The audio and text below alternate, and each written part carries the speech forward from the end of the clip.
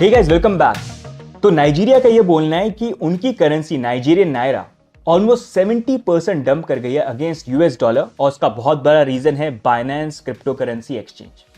आज का जो वीडियो काफी इंपॉर्टेंट होगा अंडरस्टैंड करने के लिए कि करंटली यहां पर नाइजीरिया के अंदर चल क्या रहा है, क्यों वो यहां पर बाइनेंस एक्सचेंज को ब्लेम करें, और एक बहुत अच्छा आपको आइडिया मिलेगा क्यों बिटकॉइन इस दुनिया के लिए बहुत ज्यादा इंपॉर्टेंट है, specially looking at what is happening in Nigeria. तो अगर आप देखेंगे आज से कुछ महीने पहले यहां पर नाइजीरियन गवर्नमेंट ने अनाउंस किया था कि अगर आपको क्रिप्टो करेंसी एक्सचेंज रन करना है नाइजीरिया के अंदर तो आपके लिए लाइसेंसेस लेने इंपॉर्टेंट है।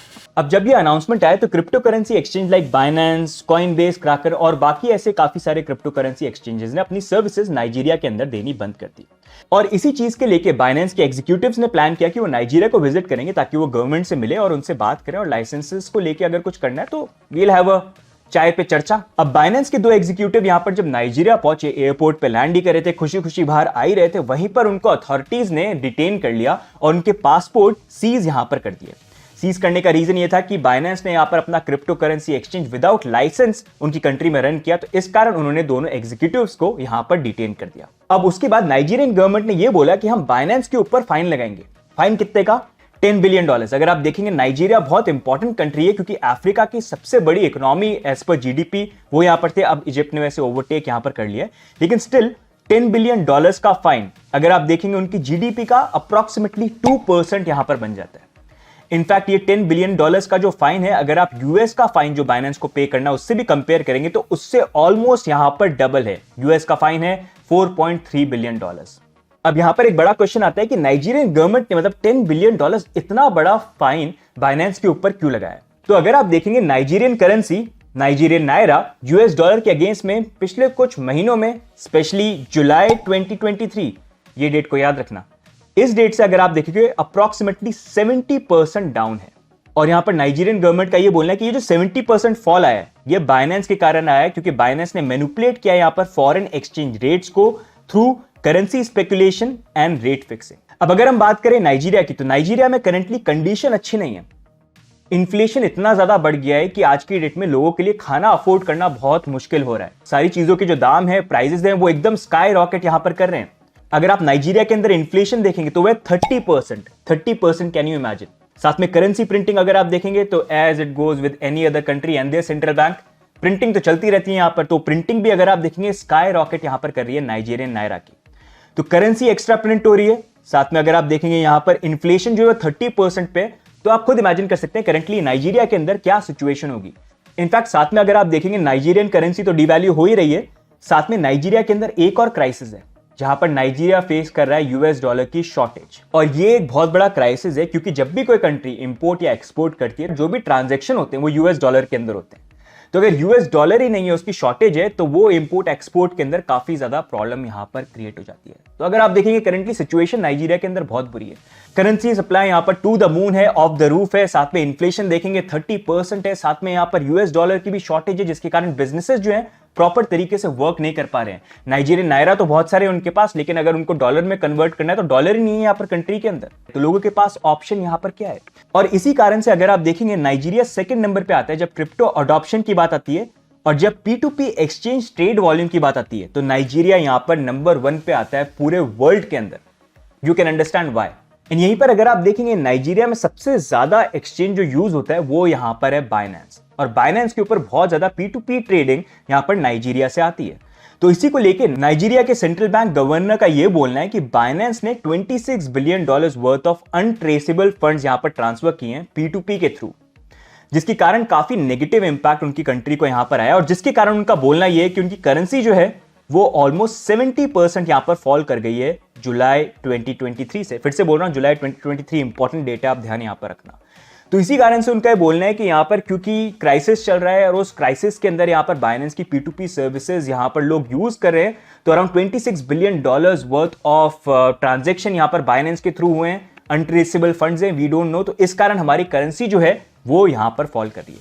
बट क्या ये रियल रीजन है या एक बहाना है, उसके बारे में हम आज बात करेंगे। अगर आप देखेंगे रिसेंटली जुलाई 2023, जो मैं डेट बार बार आपको बोल रहा हूं, ये डेट आप ध्यान रखना, वही एक टाइम है जहां पर नाइजीरिया के अंदर नए प्रेसिडेंट यहां पर इलेक्ट हुए, जिनका नाम है बोला अहमद टिनुबू, जिनको काफी लोग यहां पर नाइजीरिया के अंदर सपोर्ट करते हैं, काफी उनकी फॉलोइंग यहां पर है। और जब वो यहां पर प्रेसिडेंट बने तो कुछ चीजें उन्होंने यहां पर प्रॉमिस करे थे कि वो काफी बड़े बड़े चेंजेस जो है वो लेके आएंगे, जो नाइजीरिया के लिए काफी ज्यादा बेनिफिशियल है। जिसमें से एक इंपॉर्टेंट चेंज ये था कि नाइजीरिया के अंदर अगर आप देखेंगे तो दुनिया के अंदर सबसे चीपेस्ट पेट्रोल प्राइस यहां पर नाइजीरिया के अंदर है, बिकॉज वहां पर वो सब्सिडीज प्रोवाइड करते हैं। लेकिन IMF, वर्ल्ड बैंक और यहां पर थोड़ा सा इंटरनेशनल प्रेशर था, जहां पर वो बोल रहे थे कि नई गवर्नमेंट को कि यहां पर ये जो सब्सिडी वाला जो रूल आपने डाला हुआ है उसको आप स्क्रैप कर दो यहां पर, और मार्केट बेस्ड प्राइसिंग मैकेनिज्म रखो यहां पर जब ऑयल की बात आती है। तो यहीं पर टिनुबू जब नए प्रेसिडेंट बने तो सबसे बड़ा मूव उन्होंने यहां पर यही किया कि ऑयल के ऊपर यहां पर जो सब्सिडीज मिलती थी उसको उन्होंने यहां पर हटा दिया, और इस चीज को काफी अप्रिशिएट किया ऑल ओवर द वर्ल्ड। बाकी गवर्नमेंट्स ने, साथ में वर्ल्ड बैंक ने भी बोला कि वाह भाई वाह, बहुत बढ़िया काम आपने जो है यहां पर किया।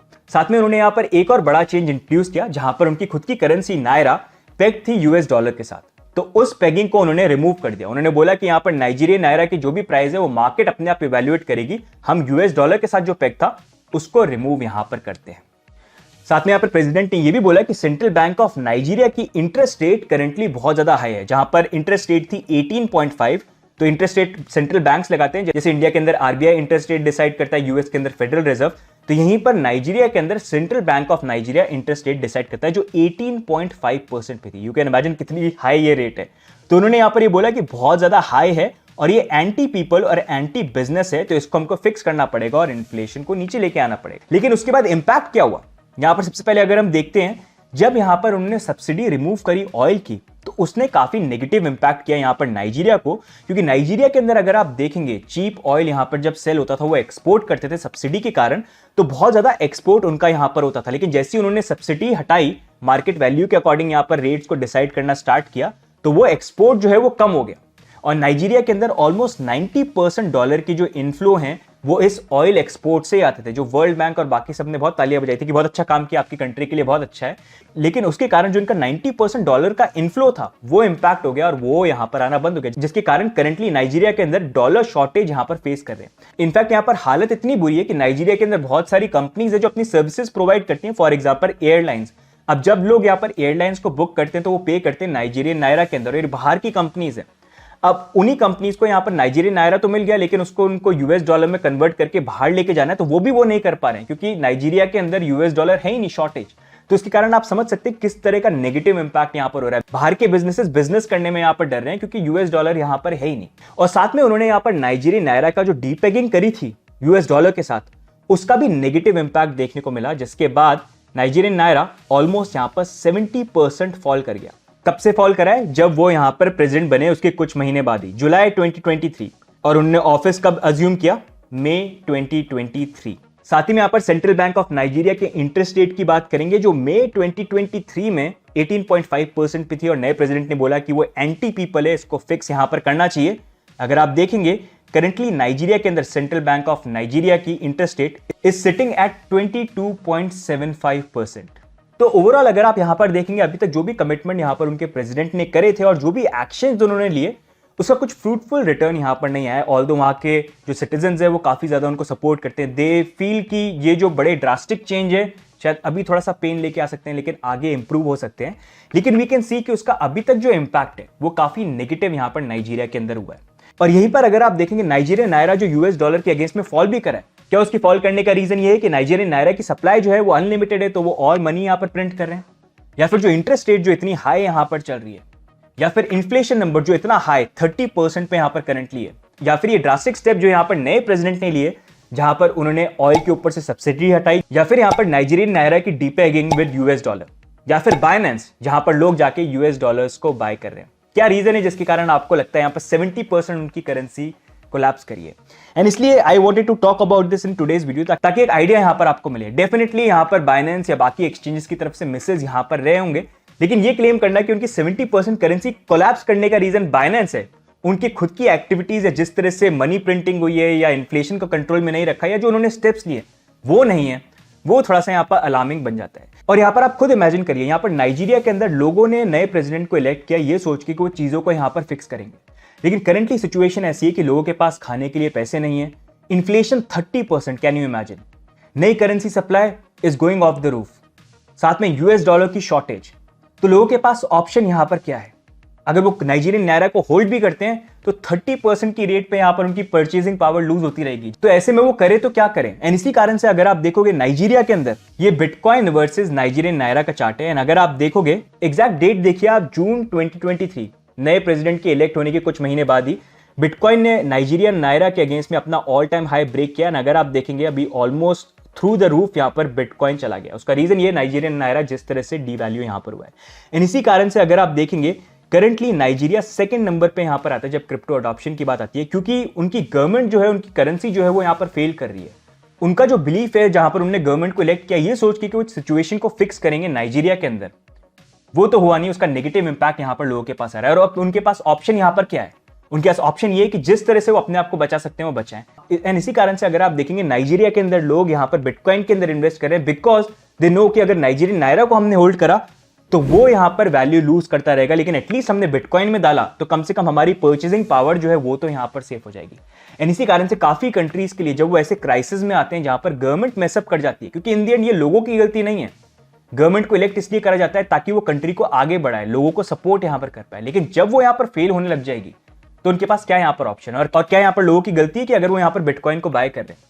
तो ये एक बहुत बड़ा एग्जांपल है और सोचने की बात है। इसलिए काफी कंट्रीज में जहां पर गवर्नमेंट सही तरीके से चीजों को नहीं कर रही है, सेंट्रल बैंक सही तरीके से चीजों को नहीं कर रही है, बिटकॉइन उन लोगों के लिए यहां पर एग्जिट स्ट्रैटेजी या एज ए सेवियर यहां पर बन के आ रहा है। गलत चीजों के अंदर बिटकॉइन को यूज करने के लिए नहीं, अपने खुद के पैसे को सेव करने के लिए, जहां पर गवर्नमेंट की रिस्पॉन्सिबिलिटी होती है कि परचेजिंग पावर उनकी करेंसी को स्टेबल रखें, लेकिन वो कभी रख नहीं पाते हैं और सारे सेंट्रल बैंक जो है कहीं ना कहीं वहां पर फेल होते हैं। तो गाइज आज की वीडियो में इतना ही। आई होप आपको कुछ नया सीखने को मिला। अगर सीखने को मिला तो वीडियो को जरूर लाइक करिएगा, it always keeps us motivated.